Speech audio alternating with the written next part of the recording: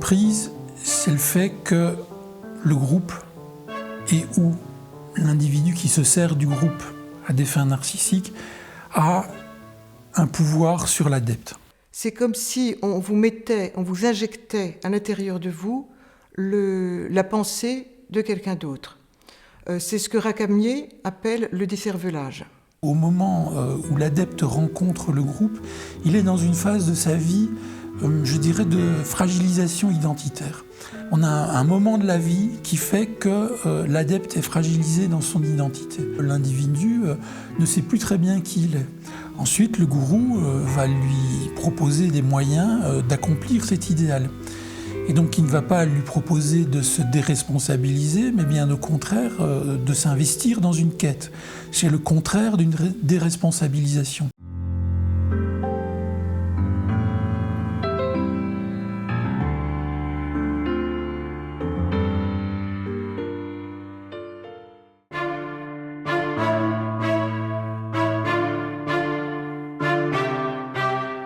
Alors moi, j'étais en train de finir mes études à Paris, à Sciences Po, et j'étais très frustrée en fait par la formation que je recevais. J'avais soif d'une formation qui soit plus existentielle, une vraie recherche de vérité qui réponde à mes questions essentielles en fait sur l'homme et sur Dieu. Ce que je recherchais à l'époque, c'était des relations humaines plus profondes, une vie sociale plus profonde. La proposition qui est faite à la personne va répondre exactement à ses attentes. J'ai eu la sensation d'être accueilli comme une VIP. J'ai eu la sensation d'un accueil démesuré. Et ça m'a un peu surprise, ça m'a étonnée, limite choquée. Je me suis senti honoré par ce jeune prêtre qui venait s'intéresser à moi. Je me suis sentie très bien accueillie, un peu comme quelqu'un de privilégié qui pouvait accéder à leur trésor. La séduction, c'est l'adéquation parfaite entre mon désir et ce que va me proposer l'autre. On nous disait clairement qu'on faisait partie d'une élite. Le salut du monde pesait vraiment sur nos épaules. Le pseudo-savoir du gourou séduit effectivement les adeptes. Dans la mesure où les adeptes trouvent dans ce pseudo-savoir un moyen de réaliser leur idéal sur Terre, c'est sans aucun doute extrêmement séduisant.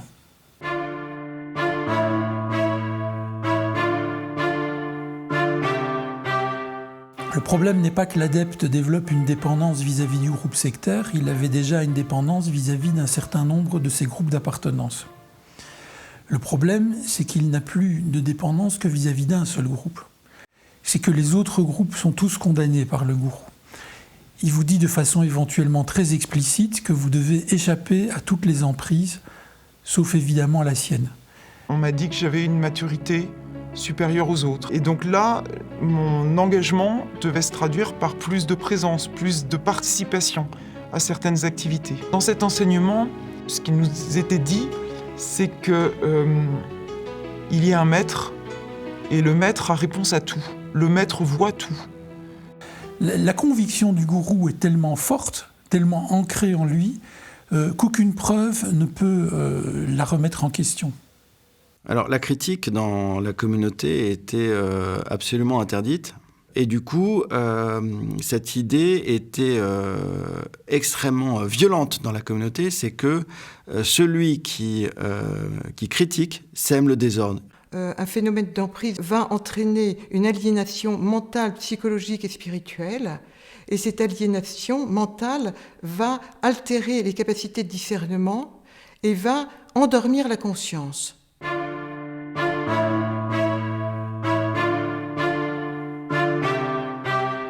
C'est une suite de petites maltraitances qui vont entraîner la manipulation. C'est pas une grosse chose, c'est la multiplicité d'humiliations, de toutes petites insultes, parce que les gens ne sont pas débiles, et si c'était simplement une maltraitance ordinaire, ils s'en rendraient compte et s'en iraient. Ce qui est sûr, c'est que ce sont des techniques très efficaces, dont la première est ce qu'on appelle l'injonction paradoxale, c'est-à-dire elle dit une chose et son contraire, de telle manière que ça devient indécidable pour la personne à qui elle s'adresse.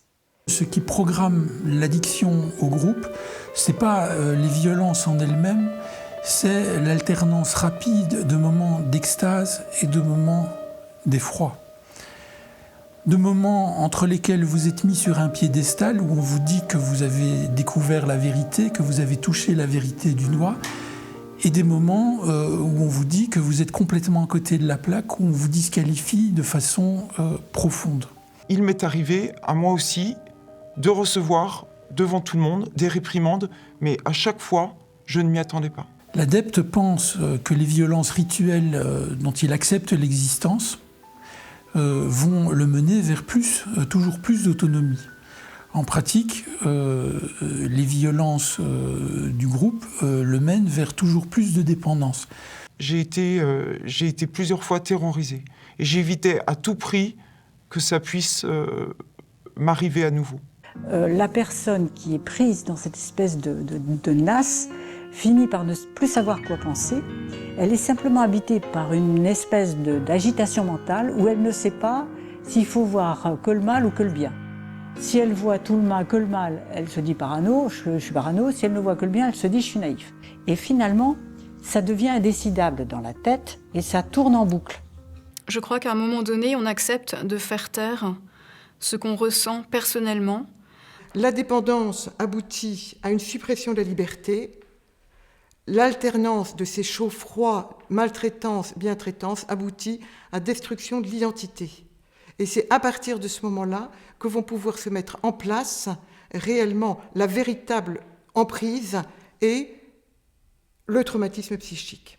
Il est prouvé qu'à l'identique d'un traumatisme majeur, comme ce que l'on retrouve au moment des attentats ou au moment de guerre, qu'une multiplicité de maltraitances va aboutir au même résultat.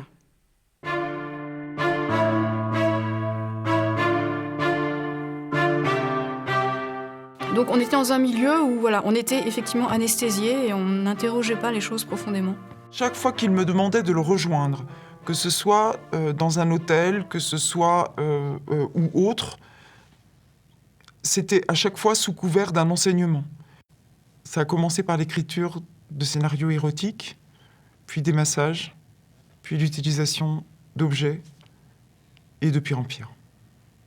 Il utilise le désir d'engagement, de don de soi et de générosité pour le transformer complètement et en faire quelque chose qui devient un levier d'asservissement et pas un levier de créativité.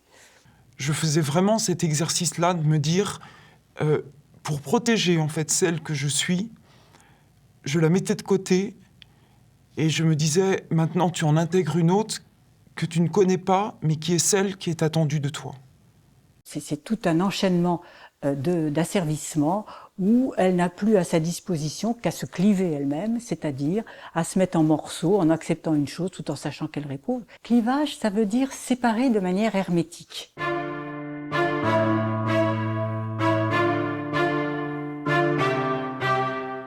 Quelque chose arrive à un moment donné au sein du groupe ou à l'extérieur du groupe qui touche l'adepte et qui fait que tout d'un coup, il se rend compte à quel point il s'est fait avoir. Il se rend compte que le gourou n'est pas ce qu'il croyait. J'en peux plus, je suis fatigué, je suis épuisé, je sais plus qui je suis, je perds tout.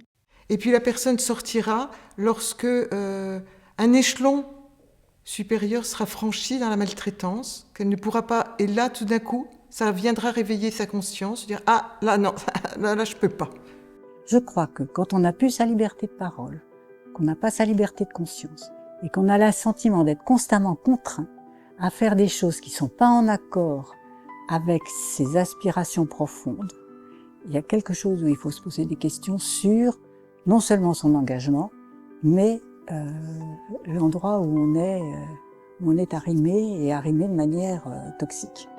C'est là où je me réveille et c'est là où je me dis non, là je suis tombé bas. Et c'est de l'esclavage que l'on me demande. Il y a un événement qui survient et qui a une double tonalité. À la fois, ça s'inscrit dans un lien, il y a une tonalité affective forte, et à la fois, il y a une tonalité éthique. Il y a quelque chose qui vient choquer l'éthique de l'adepte. Ce qui était extrêmement violent à ce moment, c'était que effectivement, je devenais complice d'un système qui était mauvais. Je me rends compte avec le recul du manque de prudence que j'ai eu. C'est vrai que ça a été fou à un moment donné de me laisser embarquer de cette manière. C'est comme si j'avais mis des nœuds dans ma tête pendant des années, vous voyez. Donc lorsque je suis sorti de la communauté, il a fallu que je démêle les nœuds, les uns après les autres. Et ça, je pense que c'est un travail qui prend du temps et qu'il faut faire avec un accompagnement et des gens sérieux.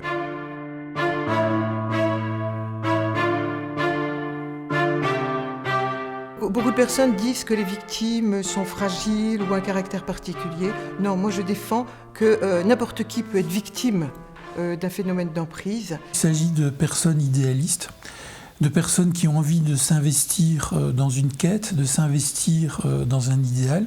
Et je dirais que c'est même parfois les meilleures personnes qui sont les plus intéressantes à mettre sous emprise, parce que ce sont celles qui ont une capacité de don, c'est celles qui ont une capacité de confiance, ce sont, je dirais, celles qu'on pourrait qualifier de belles âmes, qui vont être les proies les plus intéressantes. Au-delà de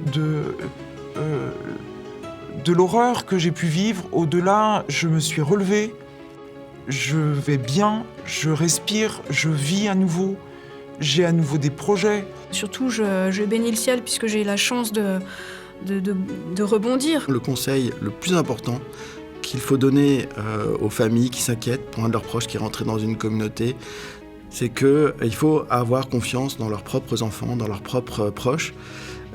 Parce que de toute façon, si cette personne doit sortir de cette communauté, cela ne peut venir que d'elle-même. On a fondé une famille, on a 2 beaux enfants et voilà, je suis vraiment heureuse. Donc j'ai juste envie que cette expérience ne soit pas vaine et qu'elle porte du fruit pour d'autres personnes.